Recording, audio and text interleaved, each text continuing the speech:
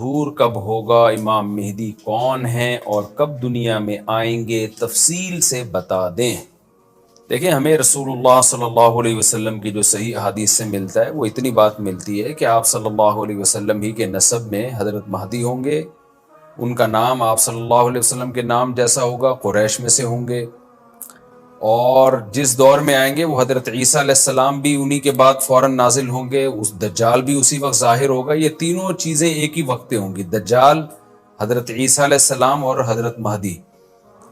اور حضرت مہدی دمشق میں مسجد میں نماز کے لیے کھڑے ہوں گے کہ اچانک حضرت عیسیٰ علیہ السلام فرشتوں کے کندھوں پہ ہاتھ رکھ کے دمشق کے مینار پہ اتریں گے، پھر وہاں سے سیڑھیوں سے نیچے آئیں گے کیونکہ دارالاسباب میں داخل ہو چکے ہیں۔ حضرت مہدی ان سے کہیں گے کہ آپ نماز پڑھائیں، وہ انکار کریں گے۔ حضرت مہدی کی اقتداء میں حضرت عیسیٰ علیہ السلام نماز پڑھیں گے اور پھر دونوں کی اقتداء میں جہاد ہوگا۔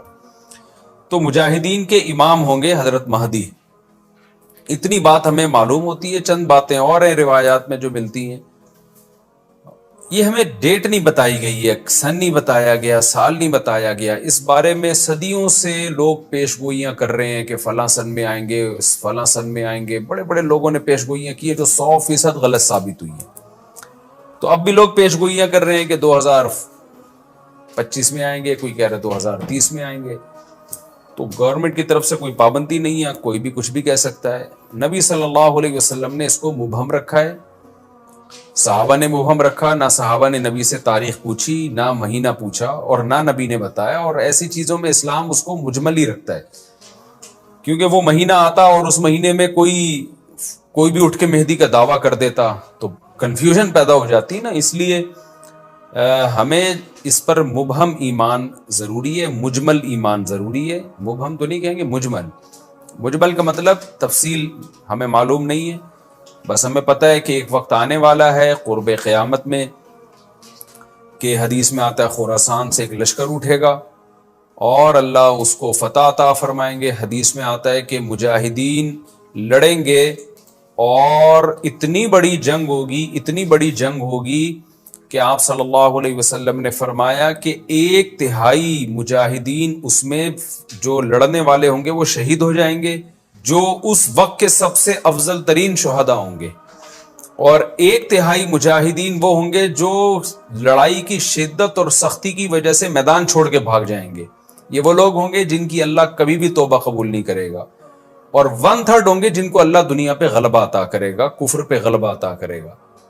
تو یہ اس وقت پھر حضرت مہدی کی قیادت میں جہاد ہوگا اور پوری دنیا میں امن قائم ہو جائے گا۔ حضرت عیسیٰ ابن مریم بھی اسی وقت نازل ہوں گے، دجال کو قتل کریں گے، اور ایک اور دفعہ، یعنی ایک دفعہ تو اسلام دنیا میں غالب آ چکا ہے، تو ایک اور دفعہ اسلام حضرت مہدی حضرت عیسیٰ ابن مریم کے ذریعے پوری دنیا میں غالب آ جائے گا، اور ہر طرف خیر ہی خیر ہوگی، جزیے کا نظام ختم ہو جائے گا، اور اللہ تعالیٰ اپنی برکتوں کو کھول دے گا، آسمان کی برکتیں، خوب بارشیں برسیں گی۔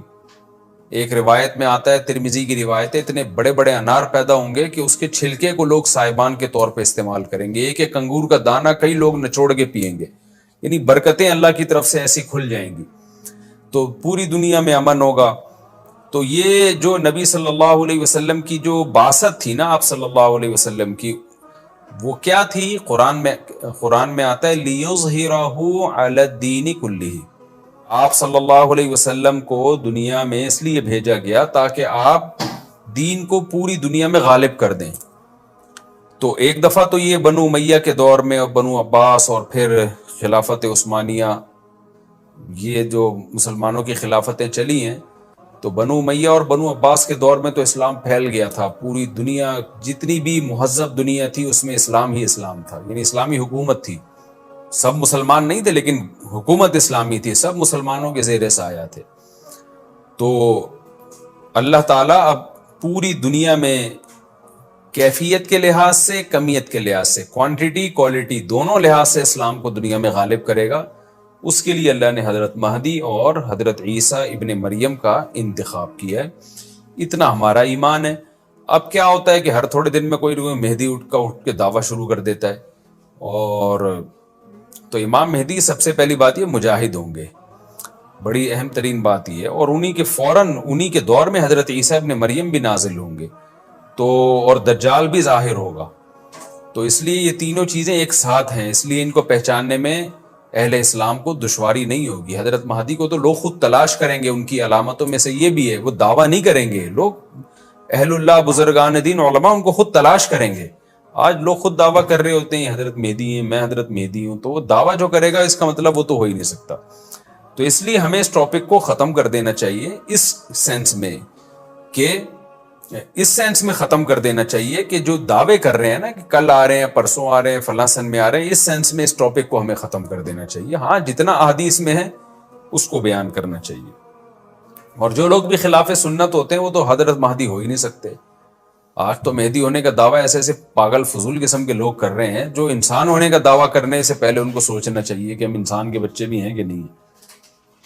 اچھا، یہ بھی انہوں نے پوچھا ہے کہ کیا امام مہدی نبی ہوں گے؟ امام مہدی نبی ہوں گے یا صحابی؟ اس بارے میں وضاحت فرما دیں. نہ وہ نبی ہوں گے نہ صحابی ہوں گے، کیونکہ صحابی تو وہ ہوتے ہیں جنہوں نے اسی زندگی میں آپ صلی اللہ علیہ وسلم کو ایمان کی حالت میں دیکھا ہو. حضرت مہدی اور نبی کا زمانہ تو صدیوں کا فاصلہ ہے اس کے درمیان.